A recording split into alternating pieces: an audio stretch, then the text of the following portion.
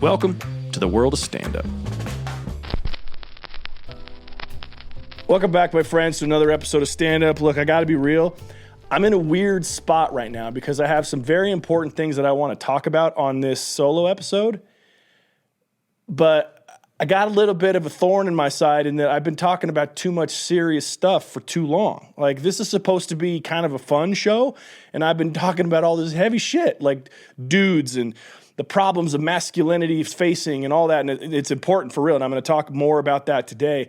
But I guess I just wanted to start out this episode a little more lighthearted. It's a new year. I heard something about the new year that I wanted to present to you as viewers and listeners of the show to give you some insight. You know, there's a lot of people talking a lot of mess about those that want to, use the new year as a start. And, the whole new year, new me. And there's a bunch of noise and people talking shit saying, well, you're never going to do it. And they're just talking down. I've never understood that energy because it's just so beta. You're not an alpha, bro, if you're talking about how people are going to fail. Shame ain't sexy. Sorry. However, I read this thing recently that made me understand why it's actually super difficult to stick with your guns on a new commitment at the new year. And it's not because you suck or that you don't have commitment for yourself. It's actually, and no, dude, this is a warning. We're going to get a little froofy here, okay? We're going to pour some universe juice into the glass and we're going to sip on it and we're going to talk about our feelings for a second, okay? So what I've heard is that because of, the way that the planet rotates and the energies and the frequencies, and dude, you're probably tuning out already. Like, what the fuck is this guy talking about? Okay, so we're talking about how, like, there's a certain sort of pull. Like, if you think about how the tide works, right? Like, the moon has its own gravity, and where the moon is in relation to the earth, it pulls and pushes water that creates the tide to come in and out, right? Well, as humans, we're made of water, and so we have things that affect us that way, even if we can't articulate why it's happening. Now, when you consider how the solstices work, where there's like the longest day of the year, the shortest day of the year, spring legitimately for a season, it's not just a season of renewal. Let me repeat that. Spring is not just a season of renewal. It's an actual, like, energetic restart towards newness, where it clears out a lot of the old and brings in the new. And if you think about it, that's actually when we should be doing all this New Year's stuff. Right now, we're in the dead of winter. It's cold. I'm here in Utah. The weather sucks, bro. Like, the snow and the sky are the same color. Like, that's how lame it is, okay? So the idea of trying to get this whole new set of energy to commit, it's way bigger than just, seeing yourself in an identity of being able to do that. There's forces working against you, man. Now, I'm not giving you excuses to be a victim here and to not keep your commitments by any means, but I'm giving you some insight on maybe it's a better way to forego having the new year be when you restart what you're doing for your life and have it be the spring. Because the stage is set in the spring for it to actually be easier and better for you to shed the old and embrace the new. When I heard that, like, it just resonated inside of me. I'm like, bro, of course. We take this arbitrary day of January 1st. Like, our calendar isn't even the same calendar as it is in other cultures, dude. Like, look at the Chinese calendar. Their new year is somewhere in February, I think. Don't quote me on that. I should have you fact check me, Con. Anyway, it's not even, so we've decided to randomly have January 1st be the day that we're going to restart this because it's a new calendar year. Okay, that works. And for those hard asses out there like, no, bro, we're going to do this. It's all, like, cool, do your thing. But I'm saying, I'm learning that if we're going to maximize our capacity to change and to transform into something new, doesn't it make sense to make sure that the energetic environment to which you are doing so would support that change? Because right now in the middle of winter, it doesn't support shit, man. Like, there's so much going on that is about hibernation, about slowing down, about allowing yourself to rest and recover. Like, think about, I am all over the place here, man. This is good. I'm not even high. Imagine if I was. January 22nd. Okay, so the Chinese New Year starts January 26th. So I know it's just 3 weeks off, but whatever. My whole point is, I lost my train of thought. So we're going to have another, Bryce will have Alzheimer's in 30 years moment that we can look back on right now. Anyway, my whole point is that if you're going to make efforts to transform, use the energetic environment of what's happening in our world as a way to do it in a more effective way. That's all I'm saying. So if you made commitments to yourself, you got to keep them. Like that's a part of like living your best life and becoming the best version of yourself. If you say you're going to do something, you got to do it. What I'm saying is maybe you don't even have to worry about New Year's resolutions. You just say the spring is when I'm going to do that. Because the spring is literally and figuratively speaking an age of renewal. The trees are coming out, they're getting new leaves, flowers are blooming.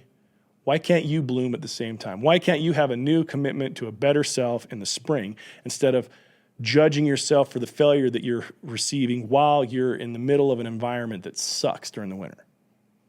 I don't know. I'm sure some of you are going to hear that and be like, that sounds like a bitch thing to do. Just stick to your guns, which, okay, that's fair. I get it. But one of the things that has led me to the place in my life that I'm at where I feel like I'm doing pretty decent is I'm always curious about new things. And so this is something that I'm curious about. Anyway, Happy New Year. This is the first episode of the new year. Okay, so it's been an interesting couple weeks for me, man. I'll just share this as a personal thing. I've been sick. That's not true.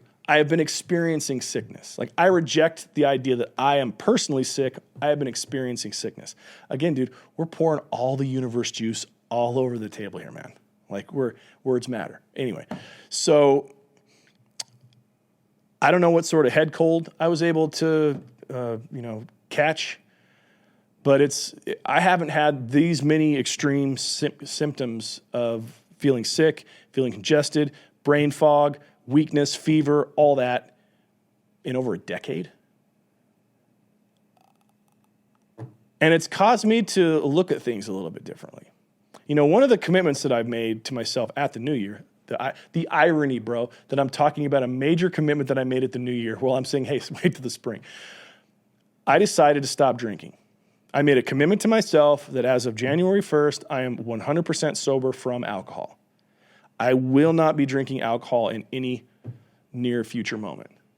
I started to understand that alcohol is quite literally a poison for your body. The idea that it's as popular as it is and it's so infused into our culture is truly a phenomenon.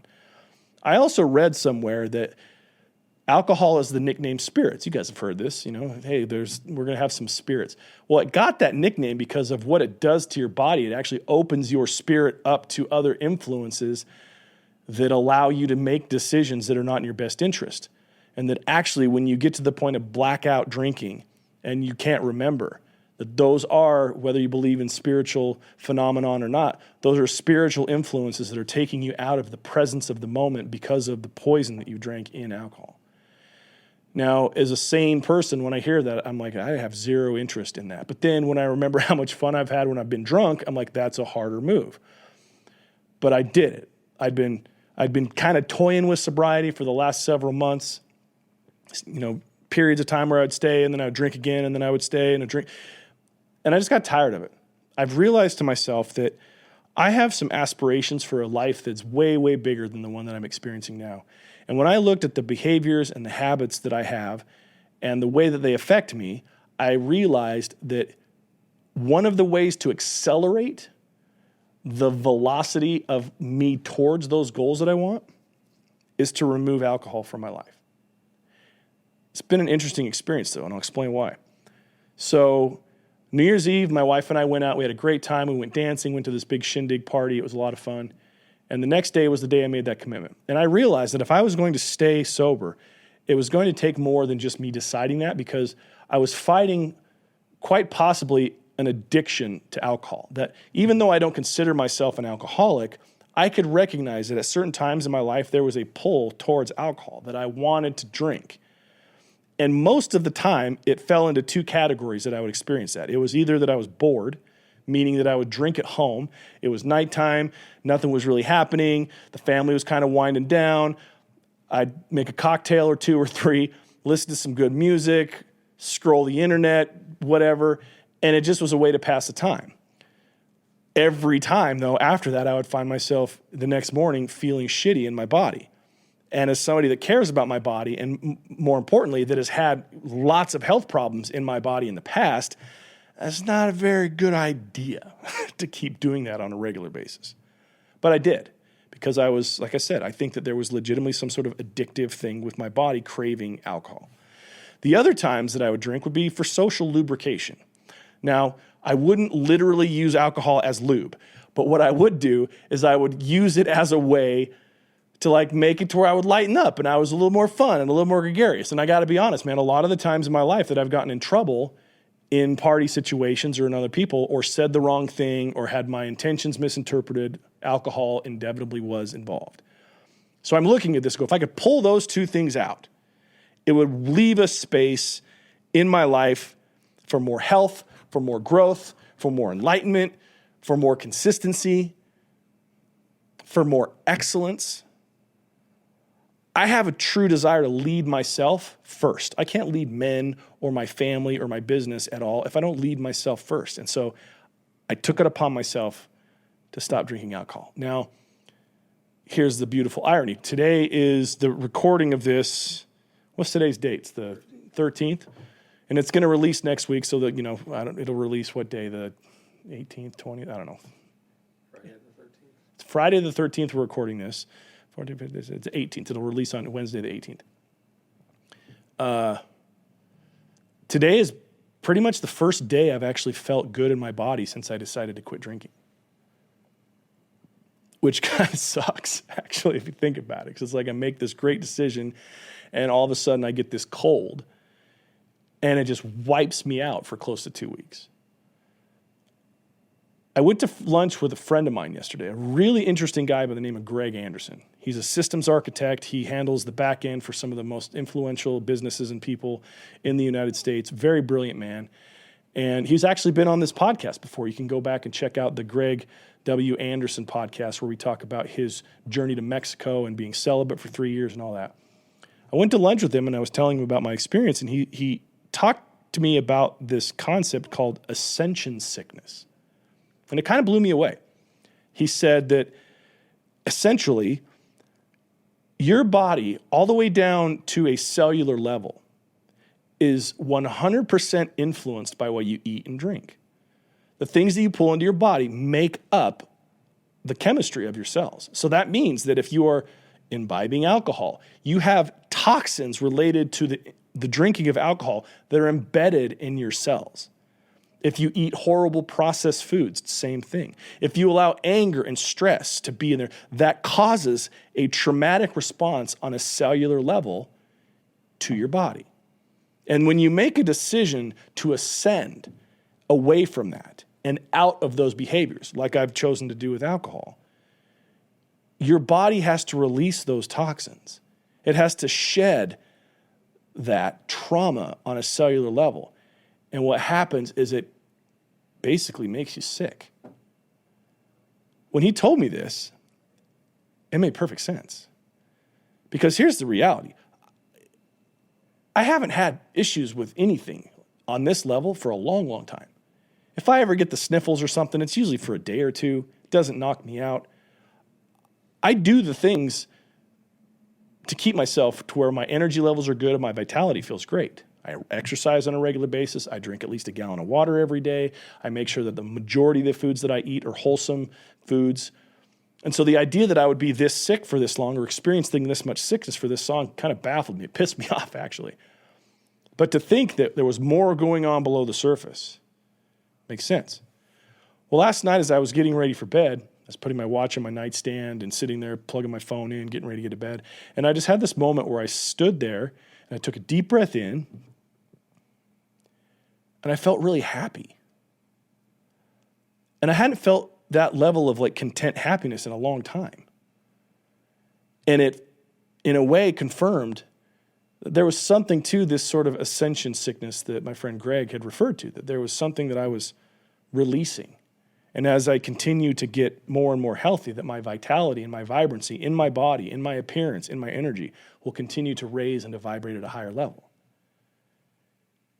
How fucking cool is that? I am looking at this going, it connected ideas to me that were just really kind of just floating close to each other, but it's making it so like I'm really seeing connection on certain things when it comes to my behavior, my thoughts, my habits, my willingness to allow certain things into my life. And that there's going to be an adjustment period when you do that as you ascend out of it. But it's better. Anyway, I think that's pretty dang cool. You know, one of the other things I wanted to talk about today was my last podcast was actually a solo episode as well. And it was the one where I talked about my experience with the Ascend Brotherhood there in California. And I talked about the needs of men and how we don't compete, how there's societally, there's a lot of gaslighting relating to what men really are. I am a firm believer that toxic masculinity does not exist. If you are having a toxic experience with something masculine, it has nothing to do with the masculinity itself. It has to do with the person. There are lots of assholes in this world, but they're not, and just because they might have masculine traits does not mean that masculinity itself is toxic.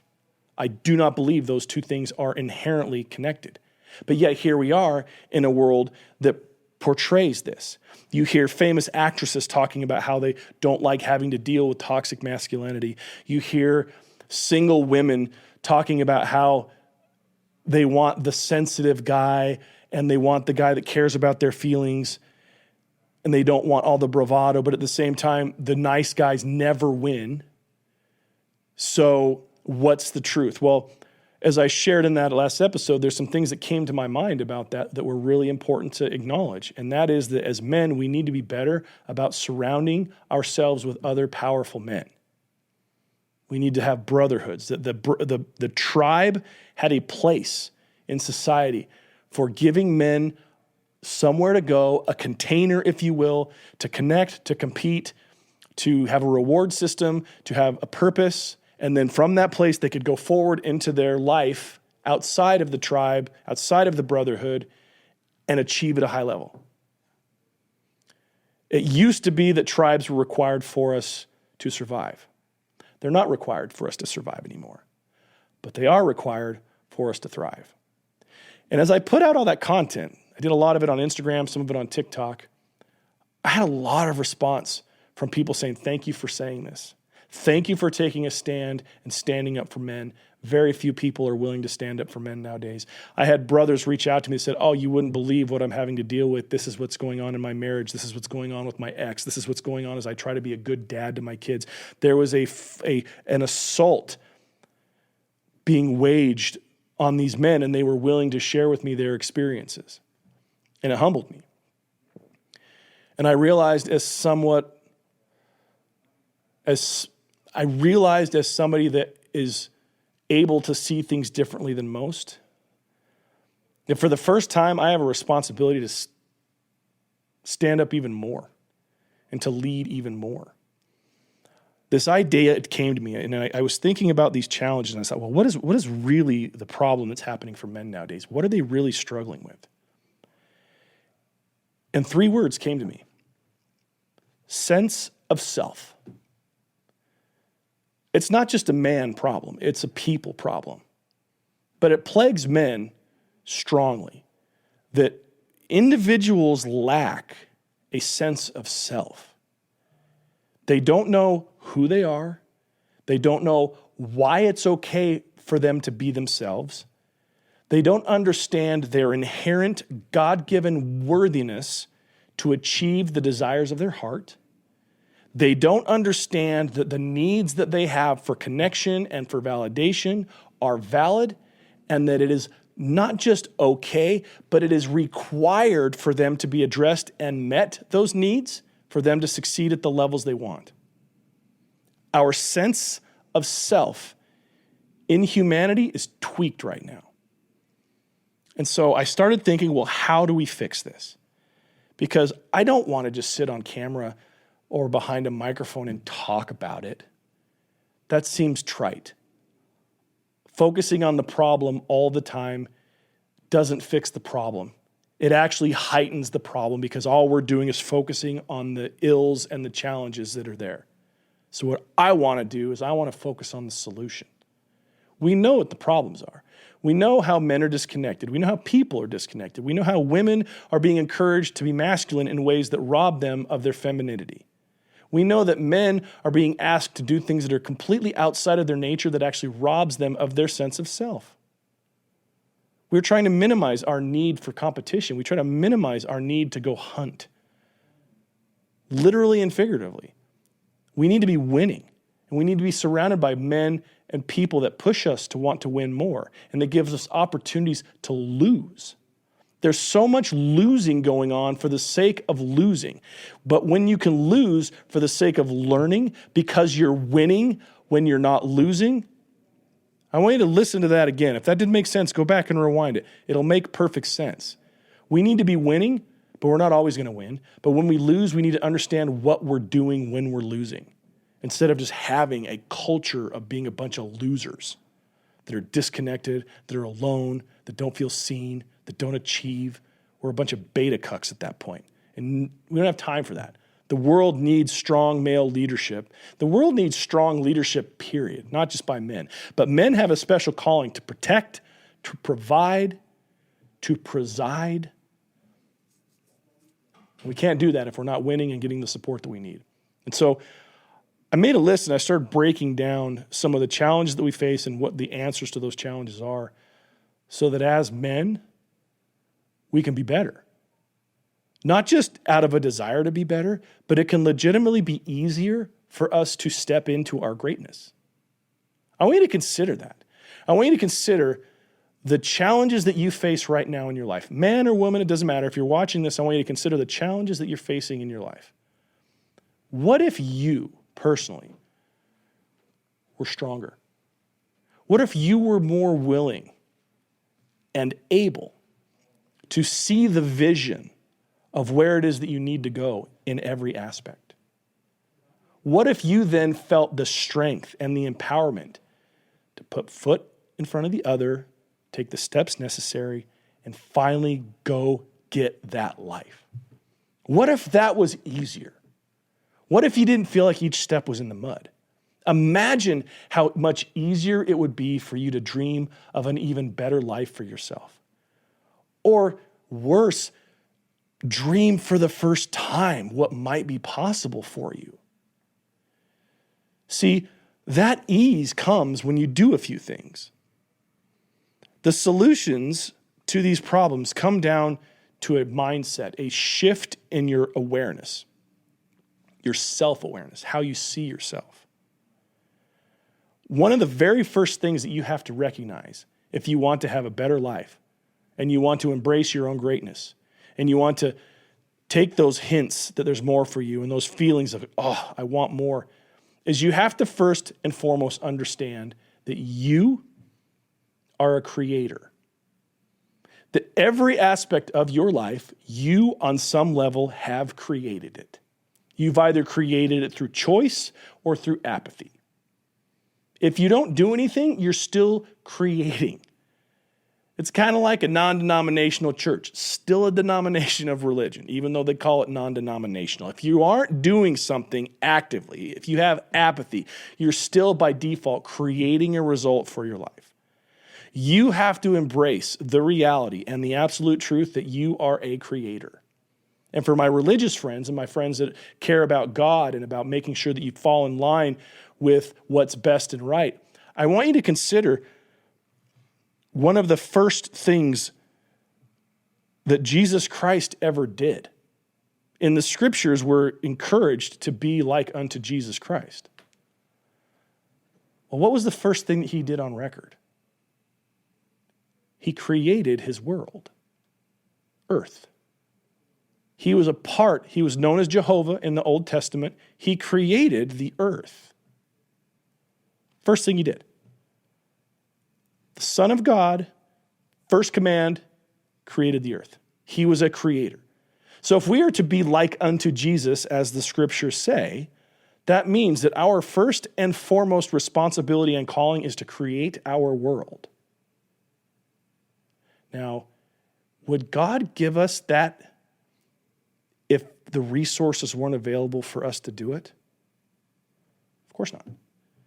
And that's wherein we have to recognize that not only are we a creator, we have access to everything we need to do that. Now, sometimes that access requires us to be involved in things like brotherhood, where we get an energetic reciprocation of love and acceptance by other humans and by other people. But we are even responsible to create that by making the phone call, by sending the text, by going to the event, by putting ourselves in motion so that we can have that be a part of our creative experience. The other thing you have to be willing to do is to shift up how you see yourself in relationship to your mistakes. It's very easy to judge ourselves. We do it a lot. We make a mistake, we do something stupid, we don't do something that we think we should have. We're in constant judgment of what we should have done. As they jokingly say, we should all over ourselves. Well, you don't have to do that. I was encouraged by a mentor of mine to shift that up. We were having a discussion about something that I had done that I was extremely embarrassed for because it did not even remotely represent me as a person. And I felt terrible about the mistake that I had made. I had hurt people. There was a line of consequences for all of the. To reconcile this mistake, it was a big deal. And I was judging myself for it. I know you've had that too. You've made mistakes, you judge yourself, you go, why did I do that? I was encouraged then to flip the script instead of judging myself, because let's think about it. Judgment doesn't provide any sort of growth or healing. If you are really honest with yourself about your experience of judgment, it contracts. When you judge, it contracts. It becomes definite. You are deciding an outcome. Your judgment, like a gavel in a courtroom, this is what it is. It's small, it's minimizing, it's constrictive. But curiosity is expansive. And so I was encouraged to be curious. When I find myself engaging in behavior that I don't like, that I feel embarrassed by, that I look at as maybe even a sin, to be curious as to why I would do it. And not curious in the way of like, well, Satan made me do it, but curious as to what tickers had to fall in the line that took me to that place where I made that decision that was not in my best interest. Because nobody ever makes decisions and takes actions totally out of their best interest. They get something back. They're doing it for a reason, whether it be fun or exciting or validating or pleasurable. You're doing it for a reason, but it comes with this dragon's tail of consequence on the end of it, to which is what causes the judgment, the self-judgment. So remove that from the equation and be curious. Ask yourself, why would I do that? But not from a place of judgment. Why would I have done that? What lined up for me that made that decision the one easiest to make? Let's be honest. That's why we make dumb moves, because they're easiest to make. And we get something out of it in the moment. So in order for you to be able to really come to that place where you are living in a higher standard of living, when you're shedding bad habits and bad thoughts and bad experiences, and you're surrounding yourself with better people, you have to be willing to lead yourself in curiosity for why your behavior has been what it's been. Removing judgment. Because like I said, judgment doesn't serve. It doesn't help. It's constrictive. It's finite. So you got to be curious. So when you understand that you are a creator, and that you have the resource to create your world. And then when you look at the mistakes you made and you come from a place of curiosity, what you're going to receive is a bunch of feedback. And if you're honest with yourself, you'll be able to look at that feedback and go, I could actually fix this. I understand why I did this now. These are the things that were lacking in my life that made that the move, that made that be, I think I'll get something that will help me in this moment. Consider that. That's a really empowering idea, Because if you could understand on a core, loving, self-accepting level with curiosity why you behave the way that you do, it's in that place that you can change it. Make sense?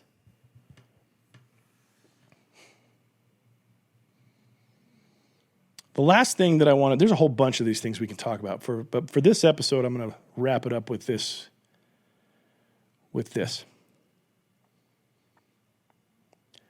You have to be willing to love your life. You have to be willing to be a fan of yourself and to cheer yourself on. You have to be willing to look at your life and go, man, I've got it good. Even the most difficult days, wrought with trauma and destruction and loneliness, you still have blessings. You still have amazing things to which you can be grateful for, that you can love. I mean, you woke up today. You won the lottery. I know it's cheesy to say that, but you did. That's a big deal. And if you're in the first world, you have access to luxuries and resources and technology that only a small percentage of the world do. So even if you lost your job and your wife's a bitch and you're dealing with all sorts of shit, you're still blessed. And so you have to look at your life with love. And you have to love your life. There was a phrase. I heard it first from Ed Milet. When he talks about the dance between ambition and wanting more and the requirement to achieve more of being grateful and loving what you have now. This phrase is blissfully dissatisfied. I implore you to be blissfully dissatisfied, to look at your life with bliss. Be like, man, I've got it good here. I've got it good here. Count your blessings, name them one by one, that whole thing. But reach further. It's okay to be blissfully dissatisfied, to want more while being so thankful for everything you have. And truthfully, in order to really embody blissful dissatisfaction, it requires the things that I've shared. You've got to be a creator. You've got to be willing to look at yourself with curiosity and your behaviors. And you've got to love your life.